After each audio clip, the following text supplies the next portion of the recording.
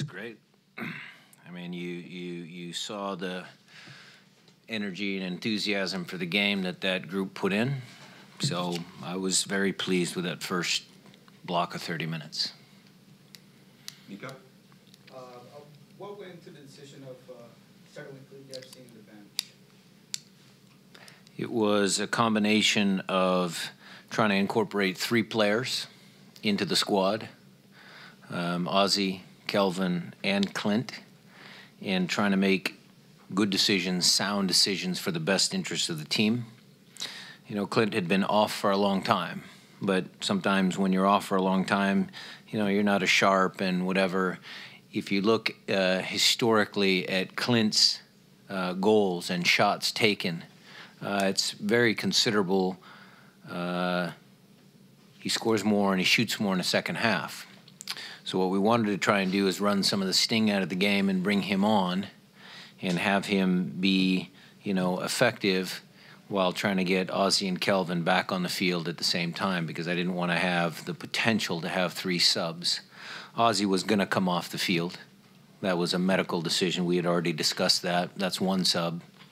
Then you have Kelvin, who, you know, made it through 90 minutes. I wouldn't say he played well through 90 minutes, but he made it through 90 minutes. And then you had Clint, who was another potential sub.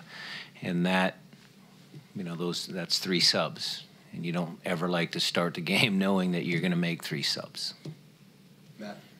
You're very big on communication with your guys. Can you take us through that conversation with Clint, explaining to him that he was going to be coming off the bench, as well as his reaction to it? It's a conversation that you have to have. He's not happy because he wants to play, but he accepts it because he's a team guy. He gets grumpy a little bit, but all of them do. You know, none of these guys want to come off the field. They all want to play. They all want to contribute. And that's part of what I appreciate with the guys in that locker room. When you have guys that are like that, then, you know, you win more games than you lose. Jeff? Based on what you saw today from the Roldan brothers and Nico Ladero up there, I mean, how after you don't want to put those 3 back out there together? Well, Alex has shown that he belongs, that he can play. Christian played very well. You know, the whole team, like I said, in that first 30 minutes, I thought it was a good 30 minutes. The key is that we need to watch the film and figure out why, after 30 minutes, the team didn't perform as well as they should have. You know, I challenged them at halftime a little bit. Okay, you want to be a championship team. The championship teams are able to. They're able to finish games out, close games out, get that 3rd goal, and make sure that the game becomes a little easier.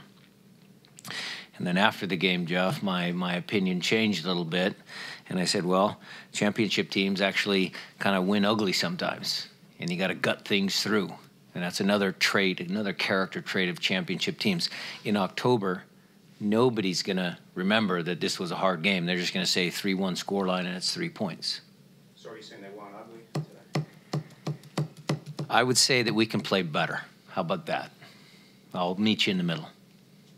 Michelle? So fans have called it the curse of the Seattle slow start, but after a draw with Kansas City and then the win today, I think they're feeling like the curse is over, but do you feel that the team is congealing more and headed in the right direction? Yeah, slowly but surely. I mean, we thought the team was capable of winning games early. You know, we put ourselves in the hole with the specific circumstances behind the reasons why we, you know, lost the first 3 league matches. So those were actually addressable. You know, you could say, okay, this is a big part of the reason why we lost those games.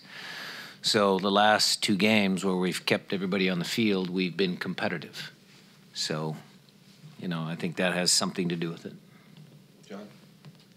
Coach, after the slow start to the season, how important was it to the team to finally get this win today at home?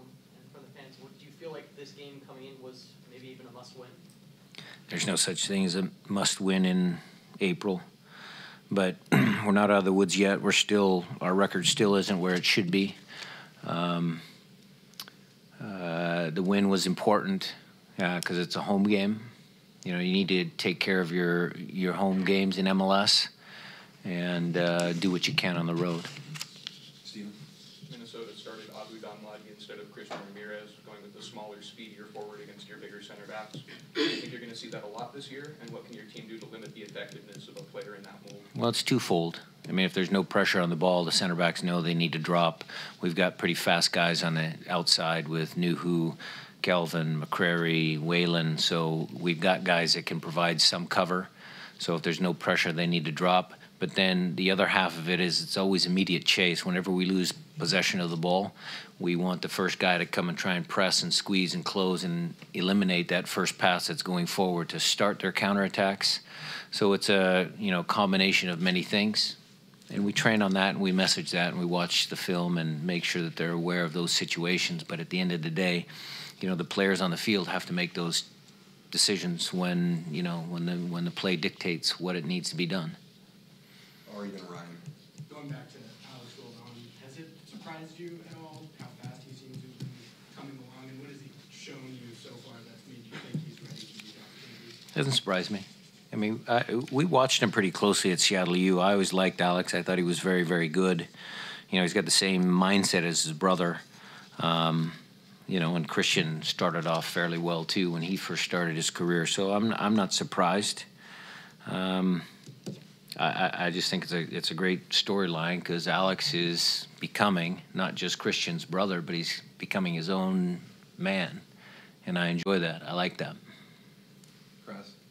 Coach, how excited was Ozzie to be back in the starting lineup? And for you personally, can you see a difference in the way your team responds to having him in the huddle before the game and getting back out there? Yeah, I mean, the emotional side of things is certainly part of who he is, what he's been to this franchise. We all see that. We all know that. We sense that when he's on the field. But, his soccer has been pretty good too. When he came on against Sporting, it was, it calmed the team a little bit. I think lost in the Christian brothers, kind of show in the beginning of the game tonight. I mean, I think Ozzie brought the ball from back to front, fairly well. And I would be remiss not to say that Gustav had a big part of that as well. I think Ozzie and Gustav played well in there, and so it's great to have them back, and it's great to have guys that know how to play.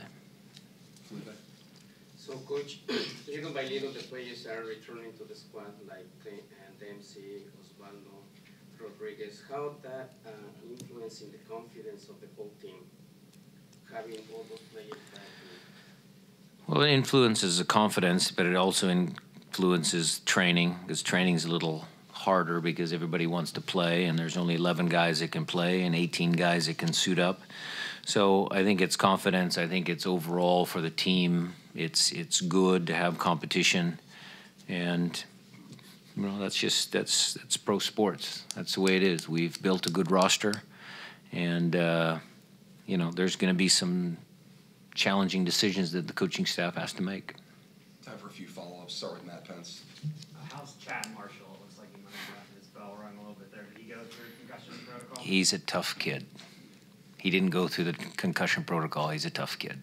Was it a head injury, though? Was that the concern? He got knocked a couple of times, but trainers and doctors looking at him, he's fine.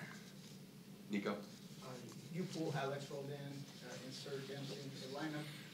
What was the thought behind that, and did you get what you wanted out of that? Well, the thought behind it was, Alex had done well, but I wanted to get Dempsey in the groove, back in the team, and at that point in time, I wouldn't say that the team was playing up to its potential for a lot of different reasons, and again, we'll look at that on film, we'll work on it. But Clint came on and, did what he does and, obviously see his quality. Guys have to pay attention. Minnesota had to pay attention to him, so it opens up spaces for other guys. So it was good. Stretch. Another guy coming back to the 18 was Victor Rodriguez. What was your decision or not on how not to use him, or what was your decision to use him? You know what I'm trying to say. I would have loved to have him in the game, Stretch. But we needed Jordy Delem at the end to not only provide a couple of good defensive plays, but also kill the game off. Harvey? Coach, I know you won't be able to get a full look at it until you have a chance to review the film. But toward the end, when Minnesota was able to put you under some pressure, was there anything that kind of jumps out to you on first glance about why they were able to get that going? Yeah, we just need to be more disciplined. I mean, for all of the effort, and again, you know, the duels won, we were 56 to 44. For all of the effort that the guys have to put in, they also have to play with this. They have to play with their head. And so you can't always just run, charge, and press and do whatever. You have to play discipline sometimes. So that was my initial gut reaction when I was watching the game unfold. But like you said, we'll watch it on film and try and get the tactics right.